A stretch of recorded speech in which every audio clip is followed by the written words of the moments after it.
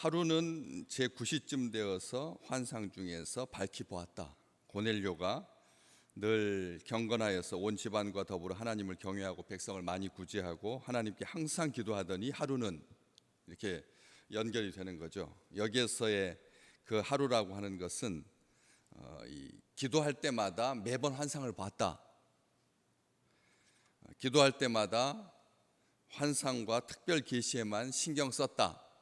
이것을 방지하는 그런 단어입니다. 하루라고 하는 것은 일상적인 보통의 어느 날 자기 일에 전념하고 열심을 다하고 땀 흘려 수고하고 그리고 하나님을 경외하고 하나님께 항상 기도할 때 하나님의 은혜로 하나님께서 환상을 보여주시는 거지, 환상에 목매여서 평생 환상만 쫓아서 다니지 말라는 거죠. 우리가 무지개를 쫓아서 끊임없이 계속 동쪽으로 서쪽으로 향했던 어린 소년의 이야기를 우리가 알고 있기 때문에 그렇습니다.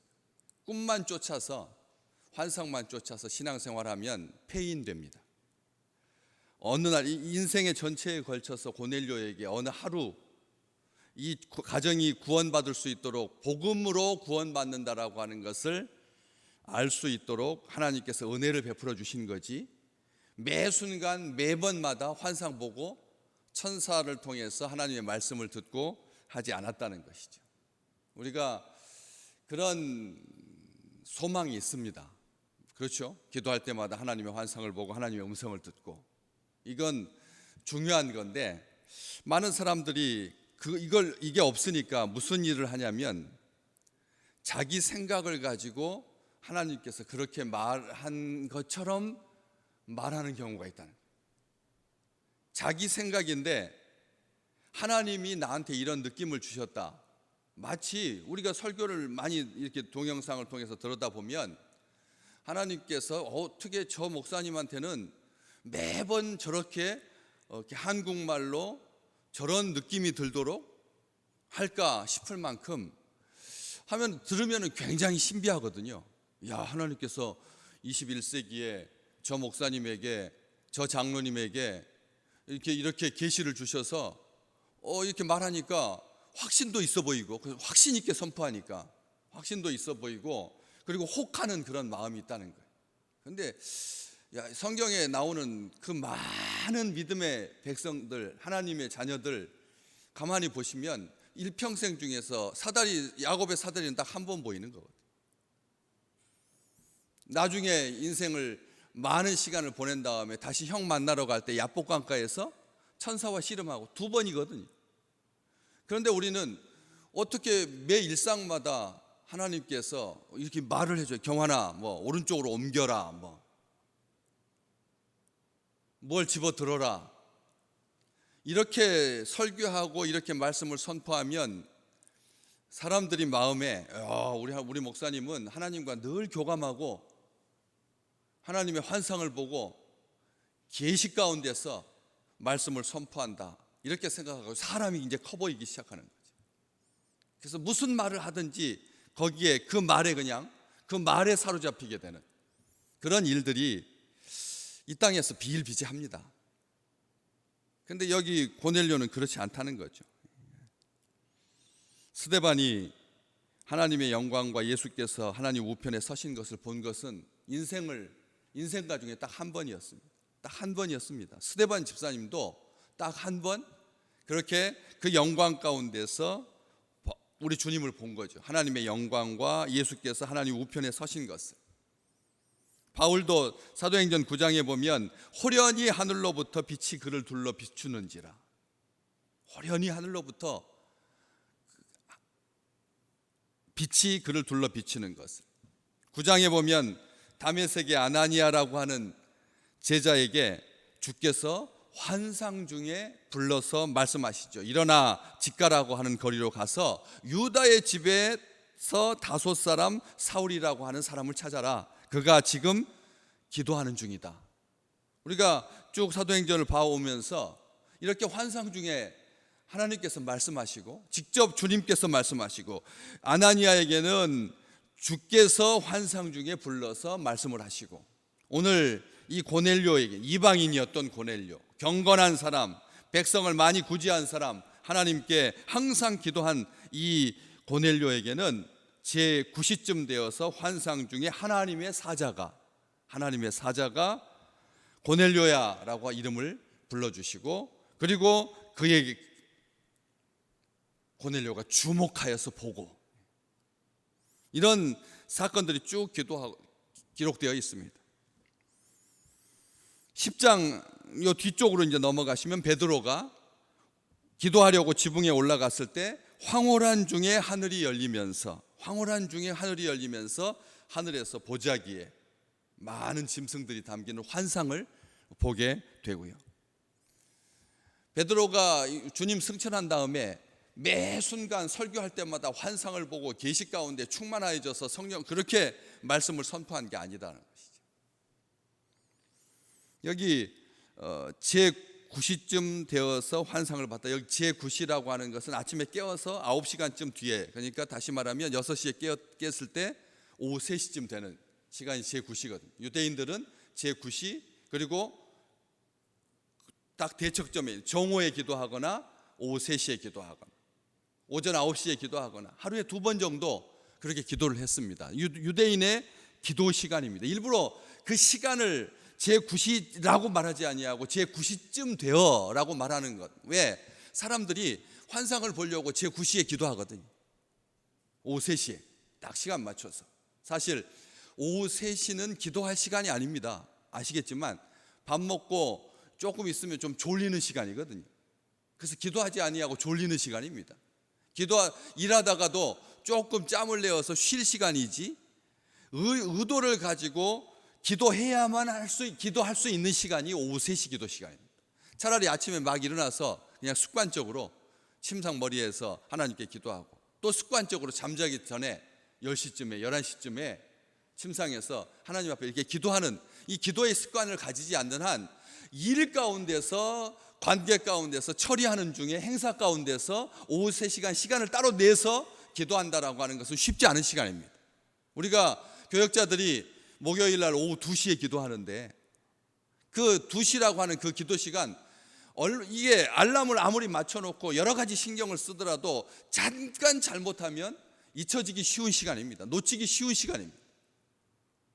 그런 시간에 그 제9시라고 하는 그 시간을 강조하고, 그 시간에 못 받고, 그 시간이 마치 요술처럼, 그 시간이 마술처럼 사람들이 기도하지 아니하도록, 환상에 매달리지 아니하도록, 그래서 오후 3시는 환상 보는 시간이다, 이렇게 전통화, 율법화되지 아니하도록 제9시쯤 되어서 환상 중에 봅니다. 이 환상이라고 하는 것은 구약 성경에 보면 묵시, 계시, 환상, 이상, 이 하나님께서 자기의 뜻을 알리고 사람을 부르고 사명을 주실 때 이렇게 묵시와 계시와 환상, 이상 중에, 꿈 중에 다양합니다. 하나님께서 우리에게 말씀 주시는 방법은 다양한 겁니다.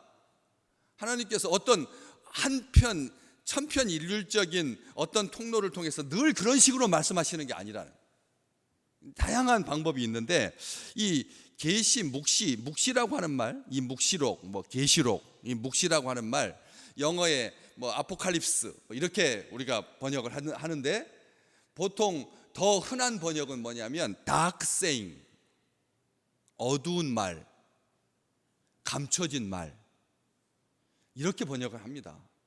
잘 기억하셔야 됩니다. 묵시와 계시는 참 위험한 겁니다. 그래서 사람들이, 왜냐하면 해석하는 사람마다 다 다르기 때문에. 이단들이 왜 요한계시록을 그렇게 붙들고 맨날 창세기하고 요한계시록이잖아요. 창세기하고 요한계시록입니다. 요한복음 가지고 이단들이 장난치지 않습니다. 왜? 명쾌하게 예수 그리스도께서 빛이다, 생명이시다, 나는 포도나무다 라고 말씀하시니까 그것 가지고 장난치지 않아요.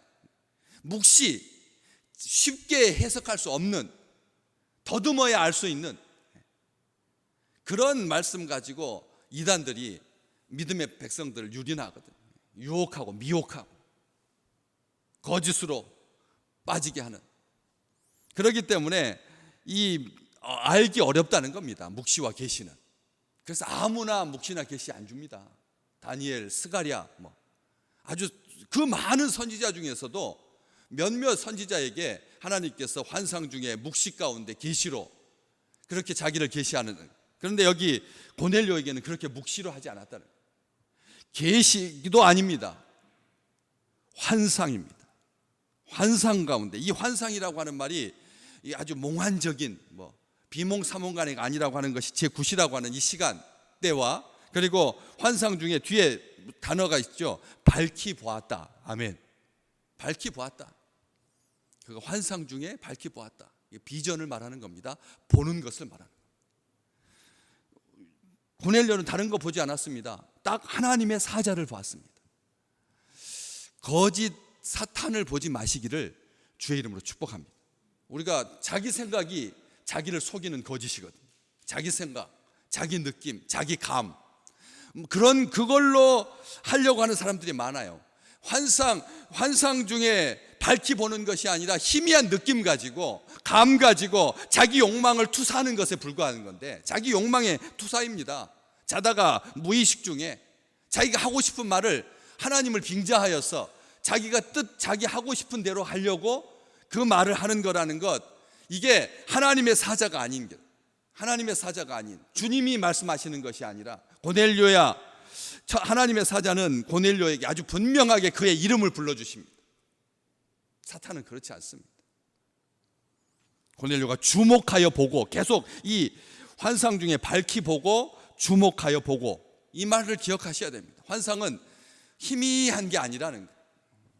감 잡는 게 아니라는 거죠. 분명하다는 겁니다. 한결같이 분명합니다. 네 기도와 구제가 하나님 앞에 상달되어 기억한 바 되었고, 너는 지금 사람들을 요바에 보내서 베드로라고 하는 시몬을 청해라. 그는 무두장이 시몬의 집에 유숙하니 그 집은 해변에 있다. 여러분, 여기 뭐가 느낌이 있고 무슨 감이 있습니까? 고넬료가 자기 이게 욕망의 투사이겠습니까? 욕망은 자기 바램, 자기 기대. 고넬료는 한 번도 베드로를 본 적도 없고, 그 베드로를 총해가지고 어떤 말씀을 듣겠다라고 하는 그런 의지도 없었습니다. 그냥 하나님 앞에 성실하게 살았습니다. 이게 천사가, 하나님의 사자가 해준 말입니다. 사탄의 소리가 아니다라고 하는 것이죠. 사탄이 보여주는 거짓 환상을 경계하고 있는 것입니다. 시한부 종말론, 자살하게 하고 사람들을 늘 그렇게 환상을 보여주거든요. 사탄은 사람 떨어져 죽는 생각만 자꾸 들게 하고, 음란한 것 보여주고요. 악한 영이 이 시대를 사로잡는 방법입니다. 왜 이렇게 그 많은 OECD 국가 중에서 청소년 자살률이 항상 이게 뼈 꼭대기에 있을까요? 10대에서 20대 그 사이에 늘 그렇게 악한 영이 다음 세대를 유린하려고 경직되게 하고, 음란하게 하고, 사람 죽게 만들고, 이상한 소리 듣게 만들고. 고넬료는 그렇지 않았다는 것이죠. 시편 91편, 이 말씀 기억하실 필요가 있습니다.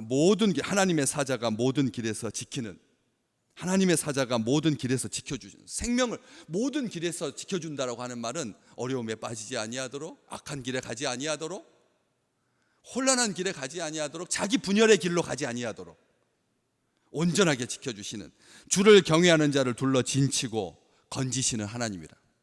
하나님의 사자가 이 모든 길에서 지키고 주를 경외하는 자를 둘러 진치고 건져주시는 하나님이지, 그 올무에 사로잡히게 하고 빠뜨리는 그런 하나님의 사자가 아니라는 거예요. 하나님의 사자는 우리에게 히브리서 1장에 보시면 구원 얻을 후사들을 섬기라고 허락해 주신 은총입니다.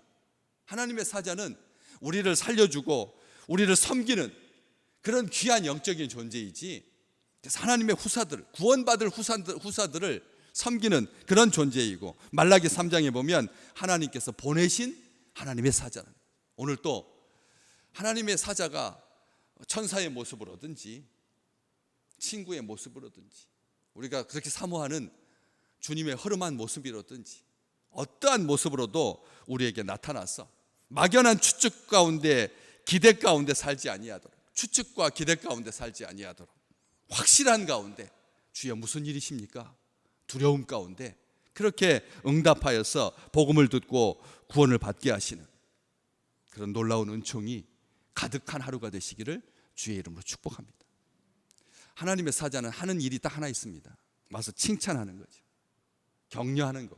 여기 너의 기도와 구제가 하나님 앞에 상달되어 기억하신 바 되었다고.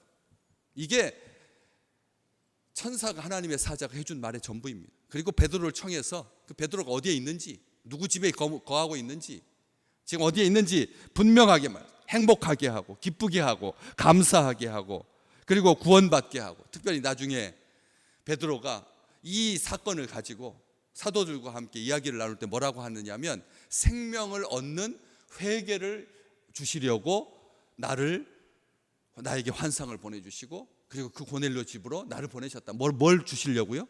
생명을 얻는 회개를 주시려고. 생명 얻는 회개를 주시려고. 앞에 온 집안 경건하여서 온 집안과 더불어 하나님을 경외하고 백성을 많이 구제하고 하나님을 찬양 항상 기도하는 것, 이 아름다운 빛된 요소, 그 출발점에 놓치기 쉬운 생명 얻는 회개가 있었다는 거예요. 회개가 이 땅을 살립니다. 우리는 기억하셔야 됩니다. 이 땅에 생명으로 가득하게 하는 것은 하나님 앞에 회개하는 길밖에 없습니다. 돌이켜야 합니다.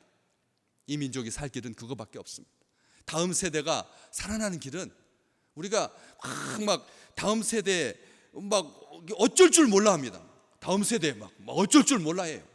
너무 위축되고 너무 작고 너무 그냥 막 소멸되어 가는 것 같고, 이러다가 이 나라의 인구가 그냥 절벽에 떨어져 가지고 막 못 살 것처럼 해가지고 막 다음 세대 막 둥둥둥 뛰고 있는데, 그들이 살 길은 교회에 재정을 막 몇 억씩 투자해가지고 그들이 가는 길에 뭐 이렇게 하는 것이 아니라, 진정 그들이 생명을 얻을 수 있는 회개자의 자리로, 자기의 죄를 하나님 앞에 고백할 수 있는, 자기 죄를 의식하고, 그래서 허탄한 것 보지 아니하고 허탄한 소리 듣지 아니하고 하나님의 사자로 환상과 계시 가운데, 묵시 가운데, 꿈과 이상 가운데 다음 세대가 폭발처럼 확장되고 축복을 누리는 그런 아름다운 세대가 될 줄로 믿습니다. 그래서 이 고넬료에게 주신 이 환상처럼 오늘 또 우리 믿음의 백성들에게 밝히 보게 하시는, 분명하게 보게 하시는, 그리고 분명하게 듣게 하시는 하나님의 은총이 가득하시기를 주의 이름으로 축복합니다.